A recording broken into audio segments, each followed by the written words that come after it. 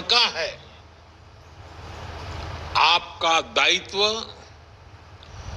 श्रमिकों के जीवन में मूलभूत बदलाव लाने का है। अपने कार्यों को आप जितनी ईमानदारी से पूरा करेंगे, उसका उतना ही सकारात्मक प्रभाव विकसित भारत की यात्रा में नजर आएगा। मुझे विश्वास है आप अपने दायित्वों को पूरी निष्ठा से निभाएंगे। साथियों, किसी भी राष्ट्र की प्रगति और उसकी सफलता की नींव उस राष्ट्र के युवा होते हैं। जब युवा राष्ट्र के निर्माण में भागीदार होते हैं तो राष्ट्र तेज विकास भी करता है और विश्व में अपनी पहचान भी बनाता है। भारत का युवा आज अपने परिश्रम और इनोवेशन से दुनिया को ये दिखा रहा है कि हम में कितना सामर्थ्य है। हमारी सरकार हर कदम पर ये सुनिश्चित कर रही है कि देश के युवाओं के लिए रोजगार, स्वरोजगार के अवसर बढ़े। Skill India, startup India, digital India जैसे अनेक अभियान इस दिशा में युवाओं के लिए नए अवसर बना रहे हैं। इन अभियानों के माध्यम से हम भारत के युवाओं को अपनी प्रतिभा दिखाने के लिए खुला मंच दे रहे हैं। इसी का नतीजा है कि इस दशक में हमारे युवाओं ने टेक्नोलॉजी, डेटा और इनोवेशन के क्षेत्र में भारत को दुनिया में बहुत आगे पहुंचा दिया है। आज यूपीआई, ओएनडीसी और जेम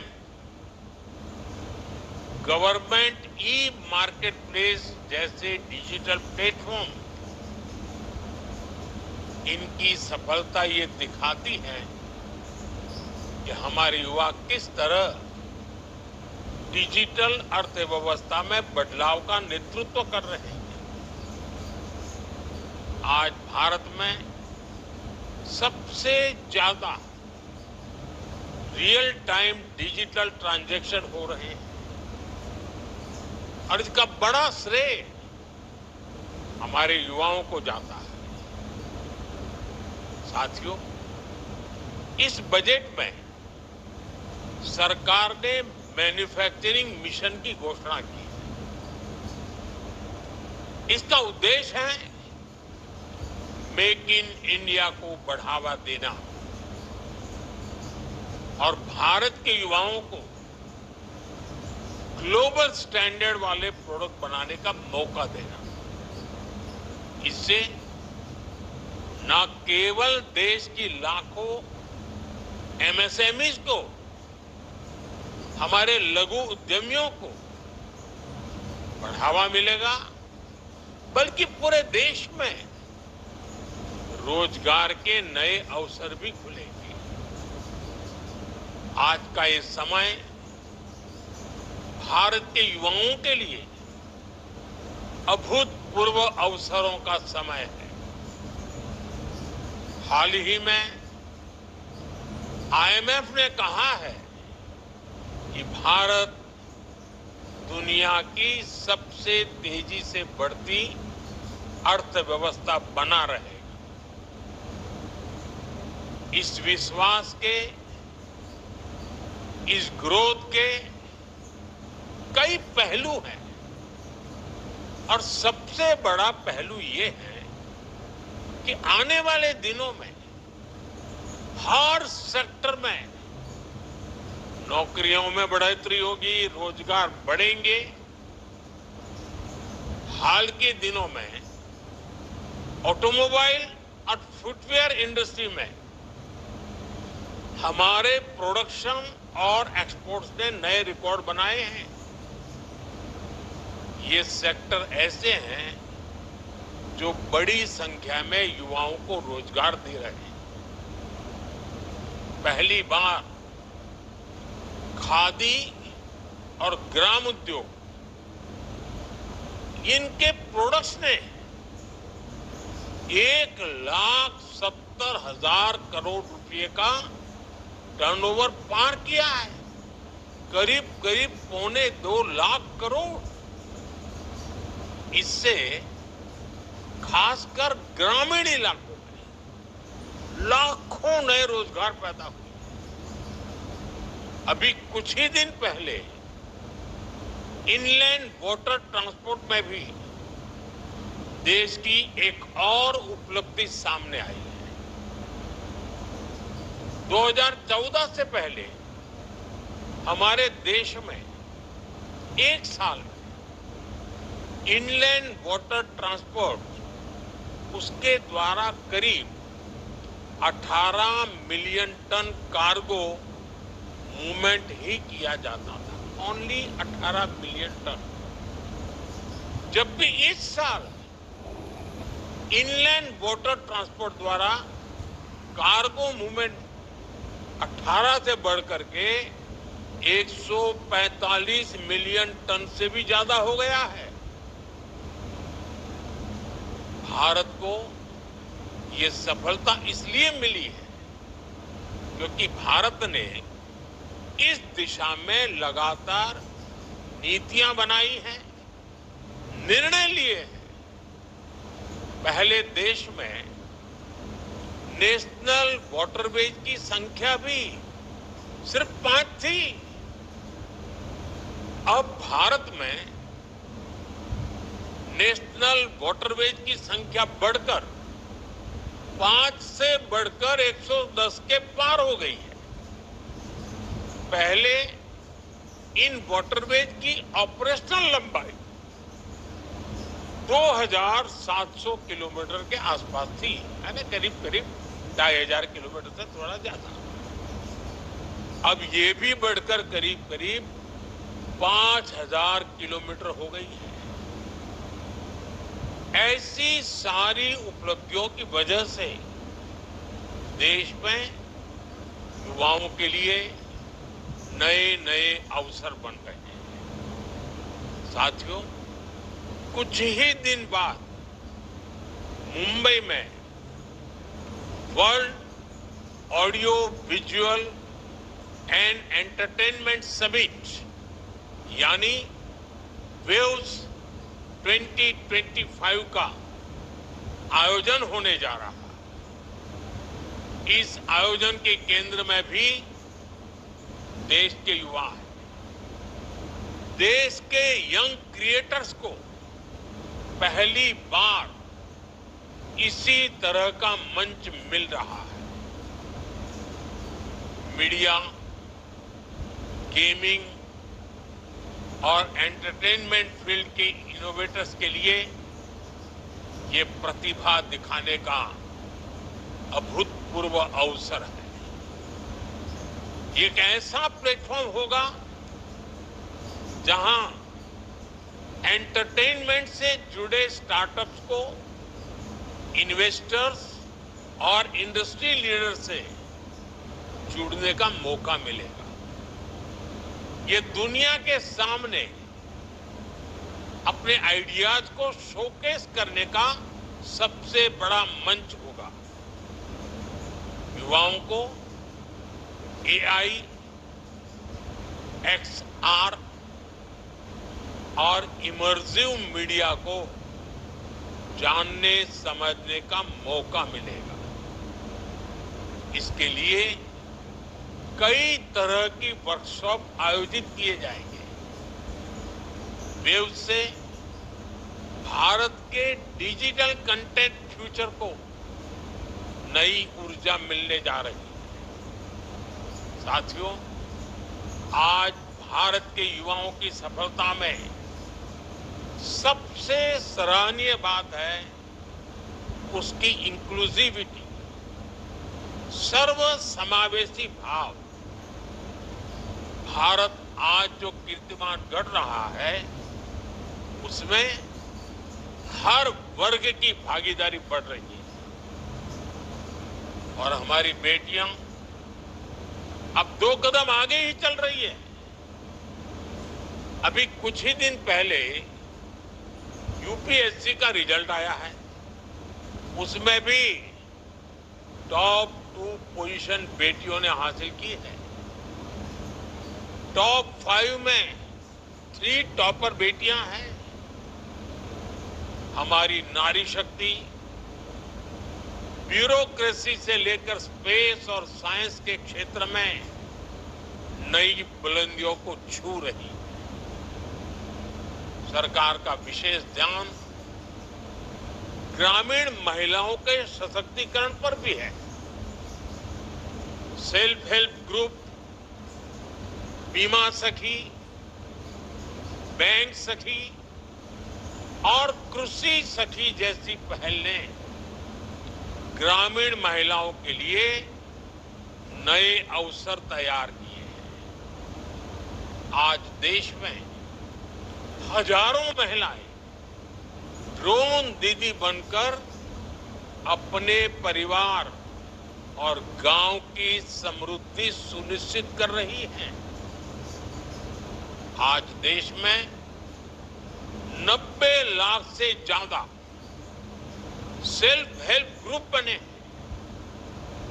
और 10 करोड़ से ज्यादा महिलाएं उनके साथ जुड़कर काम कर रही हैं। इन सेल्फ हेल्प ग्रुप्स का सामर्थ्य बढ़ाने के लिए हमारी सरकार ने इनके बजट में 5 गुना बढ़ोतरी की है।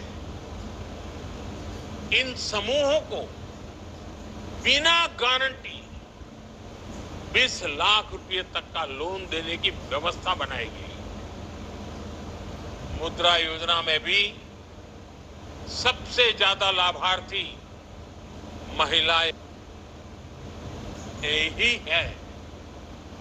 आज देश में 50,000 से ज्यादा स्टार्टअप में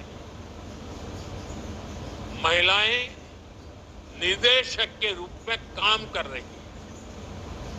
हर सेक्टर में ऐसा बदलाव विकसित भारत के संकल्प को मजबूती दे रहा है, रोजगार और स्वरोजगार के मौके बढ़ा रहा है। साथियों, आप सभी ने यह पद अपनी मेहनत और लगन से प्राप्त किया है।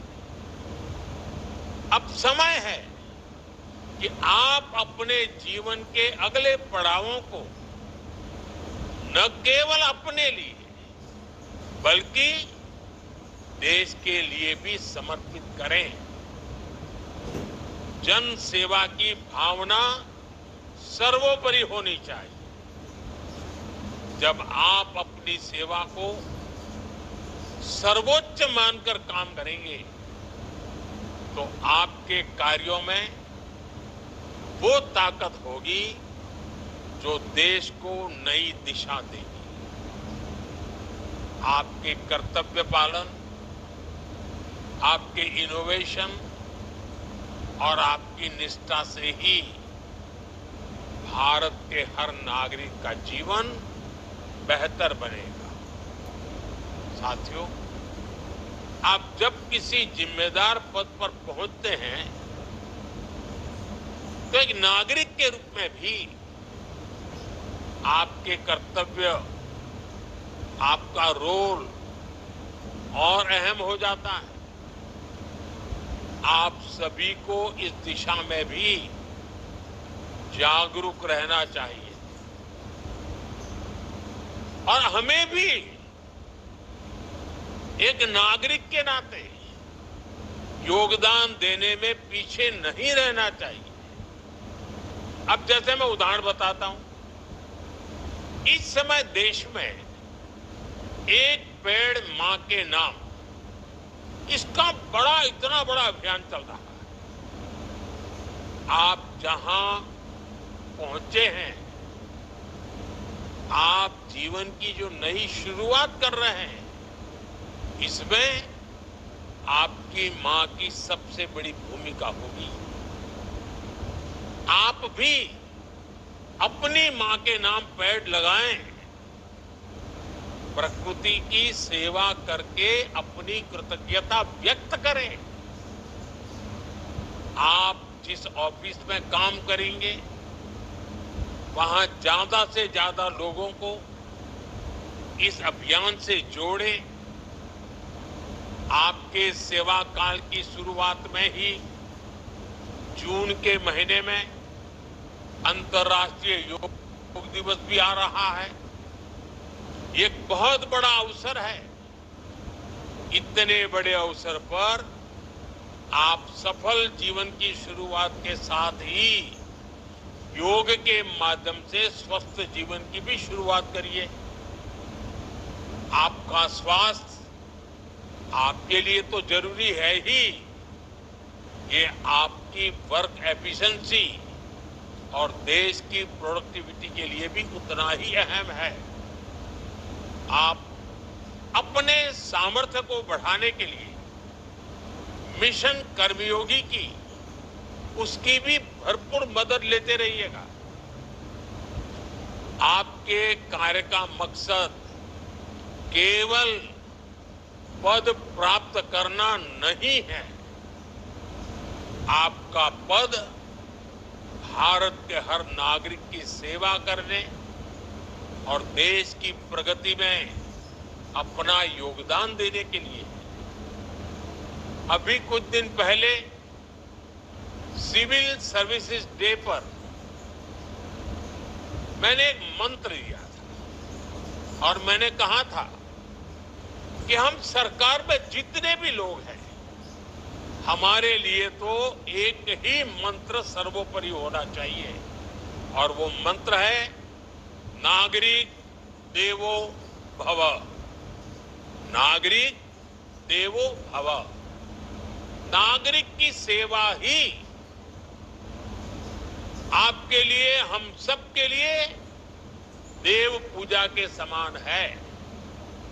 इस मंत्र को भी हमेशा हमेशा याद रखिएगा। मुझे विश्वास है कि हम अपने सामर्थ्य और ईमानदारी से एक ऐसा भारत बनाएंगे जो विकसित भी होगा, समृद्ध भी होगा।